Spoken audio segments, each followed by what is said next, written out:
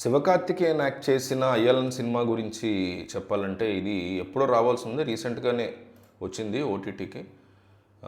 అందరూ వెయిట్ చేశారు ఈ సినిమా ఎప్పుడు వస్తదని. ఎందుకంటే ఓటీటీకి రాని చాలా సినిమాల్లో ఇది కూడా ఒకటనమాట. రకరకాల కారణాల వల్ల వాయిదా పడుతూ ఇప్పుడు ఓటీటీలో ఇది రిలీజ్ అయింది.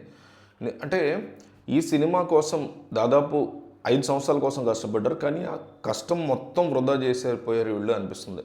సైన్స్ ఫిక్షన్ కథని కమర్షియల్ ఎలిమెంట్స్తో కలపాలని చూశారు కానీ సరిగ్గా కుదరచావక సినిమా మొత్తం కూడా బోర్ కొట్టించేలాగా ఉంటుంది. కథ విషయానికి వస్తే ఒక విలన్ భూమి లోపల ఉండేటువంటి ఒక గ్యాస్ తీసి కోట్లు సంపాదించాలనుకుంటాడు. దానివల్ల ప్రజలు చచ్చిపోతున్నా వాడికి అనవసరం అనమాట. అలాంటి కథ ఇది. అప్పుడు ఒక ఏలియన్ వచ్చి ఆ విలన్ నుంచి భూమిని ఎలా కాపాడింది అనేది ఒక చిన్న బేసిక్ స్టోరీ. వినడానికి పాయింట్ బాగున్నా కూడా దాని చుట్టూ అన్నటువంటి కథనం మాత్రం చాలా పాతకాలం ఉన్నట్టు కథ అనుకున్నాడు. ఏదో కార్టూన్ ఛానల్లో వచ్చేటువంటి సీన్స్ లాగా చాలా సిల్లీగా అనిపిస్తాయి కాన్ఫ్లిక్ట్స్ కానీ సొల్యూషన్స్ కానీ. ఏఆర్ రెహమాన్ మ్యూజిక్ గురించి మాట్లాడితే సినిమాలో రెహమాన్కి తగ్గట్టుగా అసలు సినిమాలో మ్యూజిక్ ఎక్కడ ఉండదు. పాటలే వినడానికి అసలు ఏమాత్రం ఉండవు.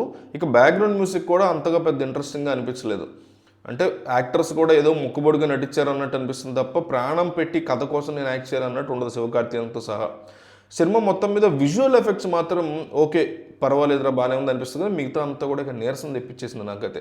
డైరెక్టర్ రవికుమార్ గతంలో తీసినటువంటి సినిమాలు బాగుంటాయి కానీ ఇందులో మాత్రం ఆయన తన మ్యాజిక్ని పొరపాటును కూడా ఎక్కడ చూపించలేకపోయాడు.